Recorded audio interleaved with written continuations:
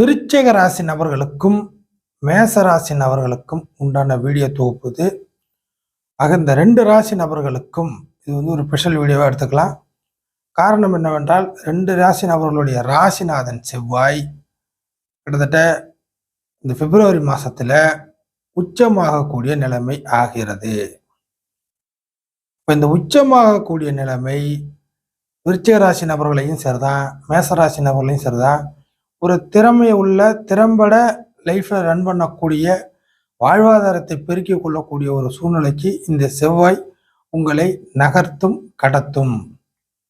அப்போ ரெண்டு ராசிக்குமே ஒரே கிரகமாகி செவ்வாய் அது உச்சமாவது நல்லது. வருஷத்துக்கு ஒரு திருப்பம் நீச்சம் மற்றும் உச்சம் அப்படிங்கிறது கிட்டத்தட்ட செவ்வாய்க்கு கிடைக்கப்பெறும். அந்த ஒரு சூழ்நிலை தற்சமயம் இப்போதைக்கு ஒரு உச்சமாகக்கூடிய நிலைமை உங்கள் ராசிக்கு கிடைச்சிருக்கு. இது ஒரு நல்ல ஒரு சூழ்நிலை.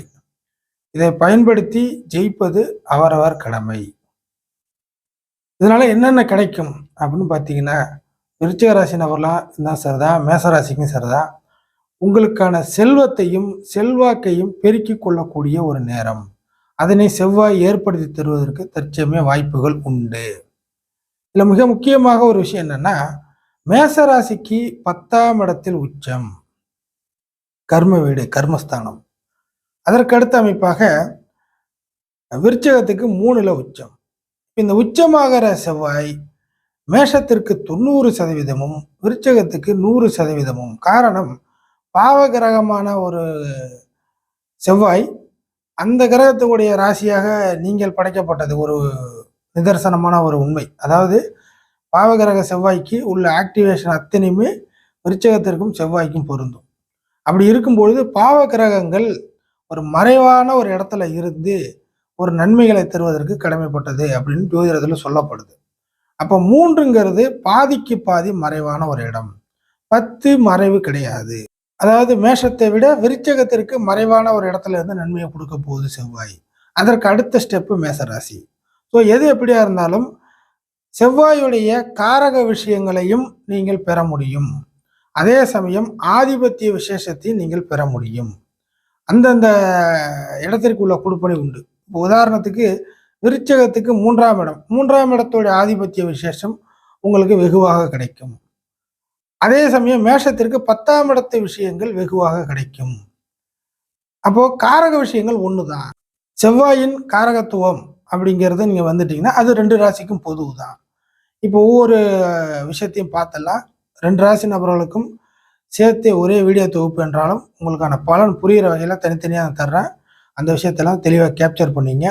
இப்போ முதன்மையாக கிட்டத்தட்ட காரக விஷயங்கள் 2 ராசிக்கும் பொதுவான விஷயத்த பேசிடலாம். காரக விஷயங்கள் இது வரைக்கும் ஏதாச்சும் ஒரு விஷயத்துல நீங்கள் தயங்கி ஒரு கோழைத்தனமாக இருந்தாலும் கூட இந்த காலகட்டத்தில் நீங்கள் சொல்லிக்கிற மாதிரி ஒரு வீரனாக மாறுவீர்கள். இயற்கையிலே வீரம் தான், அதுல எல்லாம் குறைச்ச கிடையாது. ஆனால் இடைப்பட்ட காலகட்டத்தில் ஏதாச்சும் ஒரு விஷயத்துல தயக்கம், பின்வாங்குதல் அப்படிங்கிற மாதிரிலாம் இருந்து எதையுமே செய்ய முடியாம ஒரு பலகீனமான நிலைமையில இருந்தால் கூட இந்த காலகட்டத்தில் கிட்டத்தட்ட பார்த்தீங்கன்னாக்கா ஒரு வீரனாக மாறுவீர்கள். எதையுமே நேரடியாக களம் இறங்கி செய்வதற்கான சாத்தியக்கூறுகள் உண்டு. எப்பொழுதெல்லாம் ராசிநாதன் நல்லா இருக்கிறதோ அப்பெல்லாம் அந்தந்த ராசி நபர்கள் உண்மையிலே நல்லா இருப்பார்கள். அந்த காலகட்டமாக இதை எடுத்துங்க. அப்போ செல்வத்தை பெருக்கி கொள்ள முடியும், பண தேவைகளை பூர்த்தி. செல்வம் மட்டும் இல்லாது உங்க லைஃப்ல உங்களுடைய விரலுக்கேற்ற விக்கமாக உங்களுடைய சூழ்நிலைக்கு மத்தியில உங்களுடைய செல்வாக்கையும் இந்த காலகட்டத்தில் நிலைநிறுத்தி கொள்ள முடியும். கடந்து போன காலகட்டத்தில் நிறைய பழிபாவங்கள் ஒரு எல்லாமே பார்த்தீங்கன்னாக்கா நெகட்டிவாக போனது. சரியான முறையில் நீங்கள் ஆக்டிவாக இருந்தாலும் உங்களுக்கு கிடைச்சதெல்லாம் சரியற்ற முறையிலே கிடைச்சிருக்கும். இந்த மாதிரியான நெகட்டிவ் விஷயங்கள், பலகீனமாக இருந்த விஷயங்கள் எல்லாம் மறையப்பட்டு செல்வத்தையும் செல்வாக்கையும் பெருக்கிக் கொள்ளக்கூடிய ஒரு காலகட்டமாக இருக்குது. இதெல்லாம் எப்போது இருந்து அப்படின்னு கேட்டிங்கனாக்கா, இந்த 2024 பிப்ரவரி ஒரு முதல் வாரத்திலிருந்தே உங்களுக்கு இந்த செவ்வாய் உச்சங்கிறது ஆரம்பிக்குது. இது கிட்டத்தட்ட ஒரு மாத அமைப்பில் ஒரு டிராவல் பண்ணக்கூடிய காலகட்டமாக இருக்கும். அதற்கடுத்த அமைப்பாக காரக விஷயத்தில் மிக முக்கியமாக எதையுமே தயக்கமின்றி செய்யக்கூடிய நிலைமைக்கு நீங்கள் மாறுவீர்கள். ஒரு வேகம் இருக்கும், ஒரு ஸ்பீடு இருக்கும். உங்களுக்கு கிடைக்க வேண்டிய சின்ன விஷயத்த கிடைச்சா கூட அதை வச்சுட்டு சல்லுன்னு அப்படியே பிக்கப் ஆகுறது. ஒரு இடத்த நம்ம ஸ்டார்ட் பண்ணுறோம், ஸ்டார்டிங் ட்ரபிள் நிறையா இருக்கும். மேசராசிக்கும் விருச்சிக ராசி நபர்களுக்கும் நிறைய ஸ்டார்டிங் ட்ரபிள் எதை எப்படி எங்கே ஆரம்பிக்கிறது அப்படின்னு தெரியாமல் முழிச்சுக்கிட்டு இருக்கிற நபர்களுக்கு இந்த செவ்வாய் உச்சம் என்பது உங்களுக்கு அந்த ஆரம்பிக்கிறது கரெக்டு, இந்த நேரத்தில் இதை செஞ்சால் சரியாக வரும் அப்படிங்கிறது ஒரு டக்குன்னு சுவிட்ச் போட்டால் லைட் எரியிற கதையாக உங்களுக்கு ஒரு சில ஸ்பார்க்கு கிடைக்கும். அதை வச்சு டக்குன்னு ஆரம்பித்து ஜெயிப்பதற்கான வழிகளை போவீங்க. இது எந்த விஷயத்தை ஆரம்பிக்கிறது, எப்படி ஆரம்பிக்கிறது அப்படிங்கிற ஒரு விஷயத்தெல்லாம் இந்த இடத்துல பேச முடியாது. காரணம் அது நிறைய லென்த்தாக இருக்கும். ஸோ உங்கள் சூழ்நிலைக்கு ஏற்ப இதை ஆரம்பித்தா சரி, இதை உருவாக்கினா சரி, இதை மாற்றினா சரி, இதை நம்ம சேர்த்துக்கிட்டா சரி, இதை நம்ம விலக்கி விட்டால் சரி, இதை நம்ம வாங்கினா சரி, இதை நம்ம விற்றா சரி, அப்படிங்கிற மாதிரி எதுவாக இருந்தாலும் உங்களுக்கான அது முன்னேற்றமான ஒரு சூழ்நிலை. குறிப்பாக காரக விஷயத்தில் அதுக்கு அடுத்த அமைப்பாக பார்த்தீங்கன்னாக்கா எதையுமே துடிப்புடன் செயல்படுவது. செவ்வாய்ங்கிற ஒரு கிரகம் எதையும் துடிப்புடன் செயல்படுவது. அதாவது ஒரு மோட்டார், ஒரு இயந்திரம் சம்மந்தப்பட்ட விஷயத்தெல்லாம் பாருங்களேன், எப்படி வந்து கண்டினியூவாக உழைச்சிக்கிட்டே இருக்கும். அந்த மாதிரியான ஒரு துடிப்புடன் ஒரு நல்ல ஒரு கடமை மத்தியில் ஒரு ஆதாயத்தை எதிர்பார்த்து ஒரு உழைப்பாக உங்களுக்கான இந்த காலகட்டம் மாறும். இதெல்லாம் காரக விஷயங்கள், செவ்வாய்க்கு உள்ள காரக விஷயங்கள். அதே சமயம் கோபமும் உங்கள்கிட்ட இந்த காலகட்டம் அதிகமாக இருக்கும். சில விஷயங்களில் முரட்டுத்தனங்கள் வெளிவரும். ஏதாச்சும் உங்களுக்கு பிடிக்காத விஷயங்கள் இருந்தால் வாய் சண்டை, கை சண்டை, அவர் சூழ்நிலைக்கு ஏற்ப அதை செஞ்சுருவீங்க. ஒரு விஷயத்த வந்து பார்த்தீங்கன்னாக்கா அவர் எதையுமே பிடிக்கலைன்னா சகிச்சுக்கிட்டுலாம் போக முடியாது. அதுக்கு என்ன ஏது எப்படிங்கிறது நேருக்கு நேராக ஒரு கேள்வி கேட்டு அது என்ன ஆனாலும் பார்த்துக்கலாம் அப்படிங்கிற மாதிரியான ஒரு சூழ்நிலைக்கு நீங்கள் தள்ளப்படுவீர்கள். அதே சமயம் உங்ககிட்ட வந்து பார்த்தீங்கன்னாக்கா அனாவசியமாக இந்த ஒட்டி உறவாடி உங்களை வந்து கவுக்கிற மாதிரி ஏதாச்சும் பாலிடிக்ஸ் பண்ணக்கூடிய நபர்கள்லாம் அந்த காலகட்டத்தில் கண்டுபிடிச்சி அவர்களை துண்டித்து விடுவீர்கள். அந்த விஷயமும் உண்டு. இதெல்லாம் காரக விஷயங்கள். இப்போ ஆதிபத்திய ரீதியாக வந்துடலாம். ஃபஸ்ட்டு விருச்சிக ராசிக்கு ஆதிபத்தியம் அப்படின்னு பார்த்தீங்கன்னாக்கா 3ஆம் இடத்து விஷயங்கள். அது 6ஆம் இடத்தை பார்க்கும். 4 அதாவது 3ல் உட்காந்து தன்னுடைய 4ஆம் பார்வையாக விருச்சிக ராசியின் மறு ராசியான மேசராசியை பார்க்கறது 3ஆம் இடத்து ஆதிபத்தியங்கள் நிறைய கிடைக்கும். அப்போது உங்களுக்கு இதுவரைக்கும் இருந்து வந்த முயற்சிகள், தடைப்பட்ட முயற்சிகள் எல்லாமே உங்கள் பக்கம் சாதகமாக மாறும். ஒரு வம்பு வழக்கு பிரச்சனைகள் இருக்குங்களா, அது உங்கள் பக்கம் சாதகமாக மாறி ஜெயிப்பீர்கள். குறிப்பாக சம்பள வேலைக்கு போகக்கூடிய விருச்சிக ராசி நபர்கள் பலரும் வேலைகளை மாற்றக்கூடிய அமைப்புகள் உருவாகும். பிடிக்கல, எனக்கு சரியில்லை, என்னை வந்து தப்பாக ட்ரீட் பண்ணுறாங்க, என் மனசுக்கு ஏற்ற மாதிரி இல்லை அப்படின்னு புலம்பிக்கிட்டு இருக்கிற விருச்சிக ராசி நபர்களுக்கு சம்பள வேலையில் நிறைய மாற்றங்கள் உறுதி.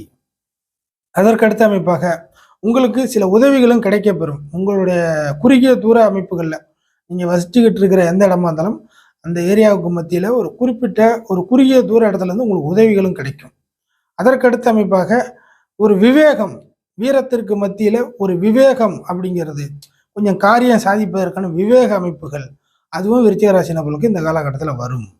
இப்போ அடுத்து மேசராசிக்கு அப்படியே வரலாம். அதனுடைய ஆதிபத்தியம் அப்படின்னு பார்த்தீங்கன்னாக்கா 10ல் உட்காந்து ஜென்ம ராசியை பார்க்கும். அப்படிங்கும் பொழுது 10ஆம் இடம் கர்மஸ்தானம், தொழில் ஸ்தானம். குறிப்பாக தொழில் பண்ணக்கூடிய நபர்கள்லாம் கிட்டத்தட்ட இந்த காலகட்டத்தில் ரொம்ப நல்லா இருப்பீங்க. தொழில் பண்ணக்கூடிய நபர்கள் உண்மையிலே நல்லா இருப்பீங்க. அதற்கடுத்த அமைப்பாக ஏதாச்சும் இது வரைக்கும் நஷ்டமாயிடுமோ இல்லை நஷ்டப்பட்டுடுமோ அப்படிலாம் பயந்துட்டு இருந்தால் கூட நஷ்டத்தை பற்றி கவலைப்படாத ஒரு நபராக மாறுவீர்கள். ஆனதாகட்டும் பார்த்துக்கலாம் அப்படிங்கிற மாதிரி கஷ்டத்துக்கு மத்தியில் நஷ்டத்தையும் பார்க்காமல் நீங்கள் சில விஷயத்துலேருந்து வெளில வருவீங்க. சில உறவுகள்கிட்ட இருந்து பிரச்சனையில் இருக்கீங்களா, அந்த பிரச்சனையிலேருந்து அந்த நபர்களை துண்டித்து விட்டு வெளியே வருவீர்கள். உங்களுக்கு பிடிக்காத இடத்துலேருந்து நிச்சயமாக வெளியே வந்து அவர்களுக்கு முன் நீங்கள் வந்து ஒரு நல்ல நபர் அப்படிங்கிற மாதிரி பேர் எடுப்பதற்கு வாய்ப்புகள் உண்டு. புரியுதுங்களா? ஸோ மேசராசிக்கும் விருச்சிக ராசிக்கும் இந்த காலகட்டத்தில் உங்களை நீங்கள் காப்பாற்றிக் கொள்வதற்கான எல்லா வழிகளையும் தயார்படுத்தி செய்து கொள்வீர்கள். அதனால தான் சொல்லியிருக்கிறேன், செல்வம் ஒரு மனிதனுக்கு கிட்டத்தட்ட 95% ஒரு நாளைக்கு பணத்தை வைத்து கொண்டு அவர்களுடைய அன்றாட பிரச்சனைகளை தீர்த்து கொள்ள முடியும். அதற்கு செல்வம் வேண்டும். ஸோ செல்வத்தையும் அதே போல் செல்வம் வந்து சேரும்பொழுது செல்வாக்கும் தானாக தேரும் என்பது விதி. அந்த செல்வாக்கையும் கூடுதலாக பெருக்கிக் கொள்ளக்கூடிய காலகட்டமாக இந்த காலகட்டம் இருக்குது. சரி, பணத்தை மட்டும் தான் சொல்கிறீங்களா, மற்ற விஷயம்லாம் எதுவும் கிடையாது அப்படின்னு கேட்டிங்கனாக்கா, அவரவர் சூழ்நிலைக்கு ஏற்ப நீங்கள் ஆணாக இருக்கலாம், பெண்ணாக இருக்கலாம், உங்களோட ஏஜ் ஒரு வித்தியாசமாக இருக்கலாம். அப்படிங்கிற மாதிரி இந்த காலகட்டத்தில் என்ன செய்தால் அப்படிங்கிறதுக்கு கேள்வி உண்டு. அதற்கடுத்த அமைப்பாக சிலருக்கு பண ரீதியான ஒரு முன்னேற்றம் கிடைக்கும். சிலருக்கு உயிரற்ற பொருள் விஷயங்கள், புரியுதுங்களா, உயிரற்ற காரக விஷயமான பொருள் விஷயங்கள், ஒரு இட பிரச்சனை, இல்லை வந்து சொத்து வாங்கிறது, சொத்தை விற்கிறது, ஏற்கனவே சொன்ன மாதிரி இந்த உயிரற்ற பொருட்கள் மூலியமான ஒரு செல்வத்தையும் நீங்கள் வந்து உருவாக்க முடியும், பெற முடியும். அதே போல் செல்வாக்கும் உண்டு. அந்த உயிரற்ற காரக விஷயங்கள் உங்களுக்கு கிடைக்கப்பெற்று அதன் மூலியமாக உங்களுடைய செல்வாக்கும் உயரும். ஸோ விருச்சகம் மற்றும் மேசராசி நபர்களுக்கு செவ்வாய் உச்சம் உங்களை ஒரு உச்ச நிலைக்கு கொண்டு வரும் என்பது ஒரு விதி.